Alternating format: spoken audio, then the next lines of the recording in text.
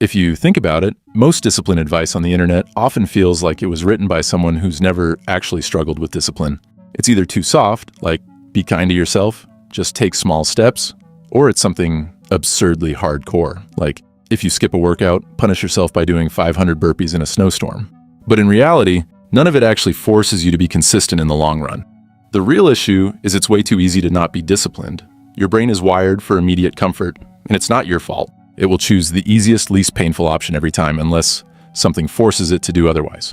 You can promise yourself you'll go to the gym at 6, but if skipping means you get to stay cozy in bed with no consequences, guess what's happening? Exactly. So instead of trying to will yourself into discipline, the easiest fix isn't to become more motivated or mentally strong. It's to make it so annoying and inconvenient to not do the thing that you do it just to escape the discomfort. This is what people miss. Everyone fights against their own willpower. But willpower is unreliable.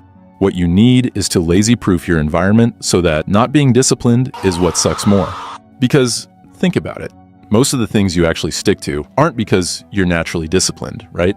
You do them because the alternative is much worse. Like you go to work because getting fired is worse. You show up to class because failing is worse. You pay rent because homelessness is worse. See my point? You're already capable of discipline. You just need the right level of discomfort to trigger it.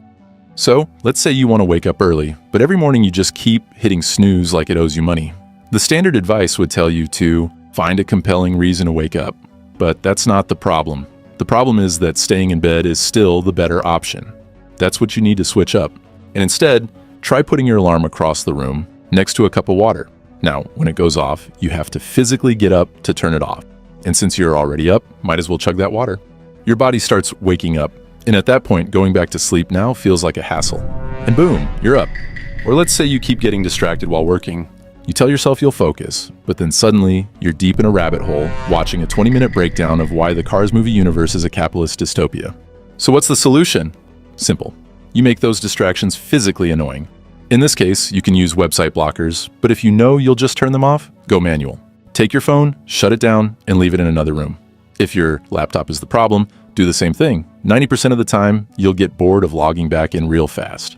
Now, physical discomfort is one thing, but financial discomfort? That hits different. People will avoid losing money way more than they'll chase earning it. There's a principle in psychology dedicated to this called loss aversion. For example, if you want to work out consistently but keep skipping, put money on the line. Tell a friend you'll send them $10 every time you miss a session. Suddenly, skipping is not just, oh well, I'll go tomorrow. It's now, I really don't feel like losing $10 over this. And if that doesn't sting enough, make it $50. Or even better, make the punishment worse than just losing money. There are websites that will literally donate your money to organizations you don't even care if you don't follow through. Now, skipping the gym doesn't feel so convenient anymore. The key is making the pain immediate. A lot of people struggle with discipline because the consequences feel far away. You want to skip the gym today? No big deal. But if every time you skip, you lose money right then and there, suddenly, it matters. Another thing is that humans are social creatures. We care what people think, even if we pretend not to. That's why, if you can use that to your advantage, discipline gets way easier. For instance, if you need to finish a project but keep procrastinating, tell someone you respect about it and promise them an update by a certain time. Now, slacking is not simply disappointing yourself, it's flat out embarrassing. Trying to quit a bad habit? Announce it to your family or friend group. Not in a look at me, I'm built different type of way, of course, but in a way that makes backing out feel stupid.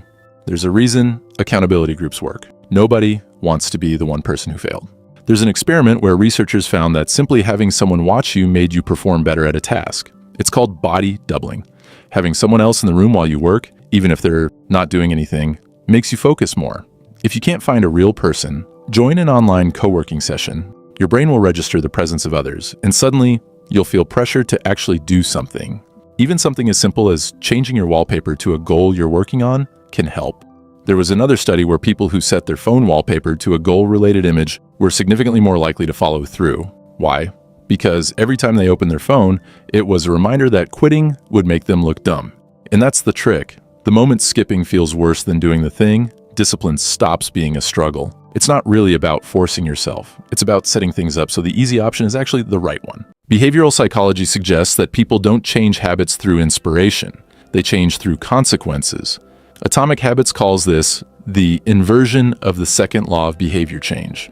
Basically, if you want a habit to stick, you have to make the bad option painful. Studies on habit formation show that immediate consequences shape behavior more effectively than long-term rewards. To put it simply, pain avoidance is stronger than delayed gratification.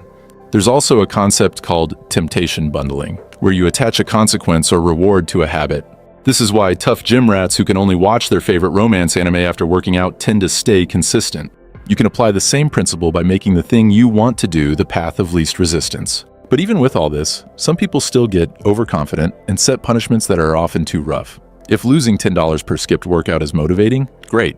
But if it's $100 and you end up skipping anyway, now you're just broke and demoralized. Start with a level of discomfort that's annoying but manageable. Another issue is loopholes. Your brain will look for them. If your alarm is across the room but you start keeping a second pillow so you can just cover your ears, you've outplayed the system. Try to always be smarter than yourself. If you find a way to cheat, adjust the setup so you can't. Though some people worry that this makes discipline feel like punishment or just pure evil pressure. But honestly, so what? I mean, extreme is what gets results. Extreme is what makes you act when you otherwise wouldn't. If your discipline strategy isn't strong enough to override your natural laziness, it's pretty damn useless. And yeah, sometimes you'll just outright refuse to follow your own system. You'll see the consequences coming and still say, screw it. That's normal. But the goal is not perfection. Never. It's just making the right choice easier and the wrong choice harder. If 8 out of 10 times discipline wins because being undisciplined is just too inconvenient, that's a win.